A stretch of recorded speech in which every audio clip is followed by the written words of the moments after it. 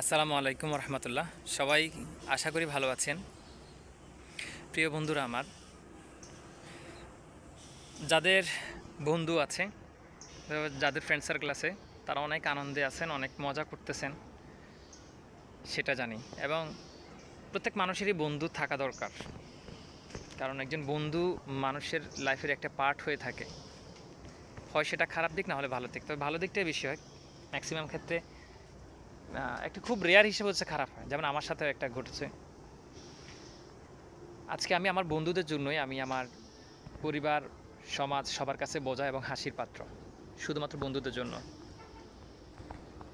আমি জানি না এরকম কজন মানুষ আছেন যে বন্ধুদের জন্য নিজের পরিবার থেকে তাচ্ছিল্য হইতে হয়েছে, সমাজ থেকে হইতে হয়েছে, তারপরে বন্ধুদের জন্য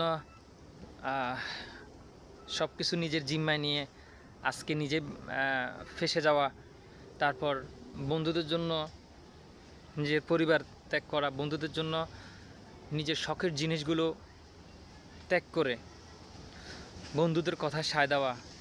এরকম পাগল হয়তো খুবই কমে আছে। তো ওই পাগলগুলোর মধ্যে আমি একজন ছিলাম, এখন আর নেই।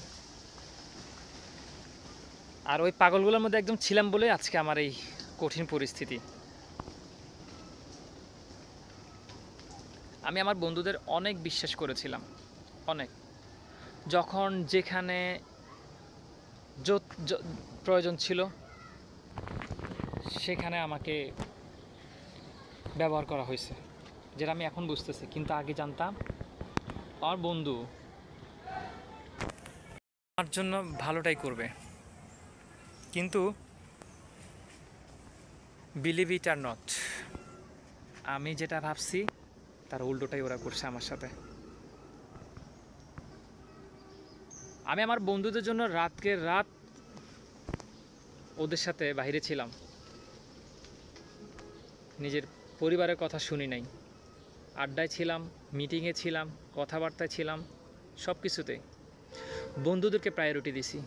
আর বন্ধুদেরকে প্রায়োরিটি দেওয়ার জিনিসটাই আজকে আমার জন্য কাল হয়ে দাঁড়াইছে। একটা কথা আছে না, মানুষের শত্রু হিসেবে 10 জনের প্রয়োজন নাই,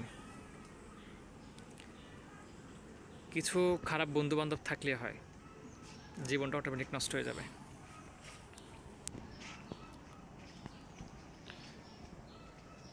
জীবনটা নষ্ট শুধু এটা না, এটা শুধু জীবনটা নষ্ট না যে সিগারেট খাওয়া, মদ খাওয়া, পান খাওয়া, আড্ডা দেওয়া, জীবন এইটাকেও জীবন নষ্ট, এটা জীবন নষ্টর একটা পার্টের মধ্যে পড়ে।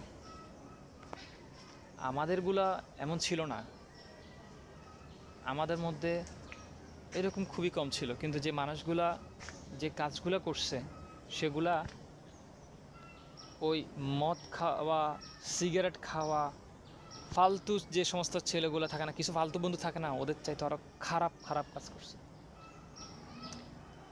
হ্যাঁ, আজকে এই বন্ধুদের জন্যই আজকে আমার লাইফের বা আমার জীবনের এই কন্ডিশন, এই অবস্থা। তো যারা বন্ধুত্ব করবেন বা যাদের বন্ধু আছে, একটু সাবধানে হিসাব নিকেশ করে চলবেন। মনে রাখবেন,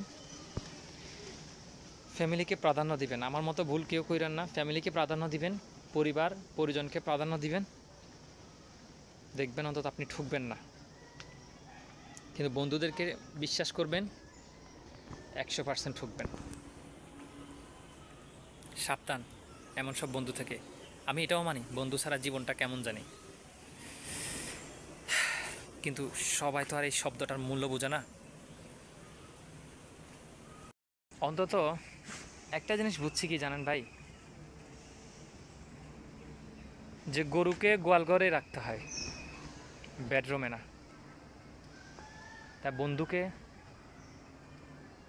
সবসময় বন্ধুর একটা জায়গাতে রাখতে হয়, তার চাইতে বাড়তি কিছু না।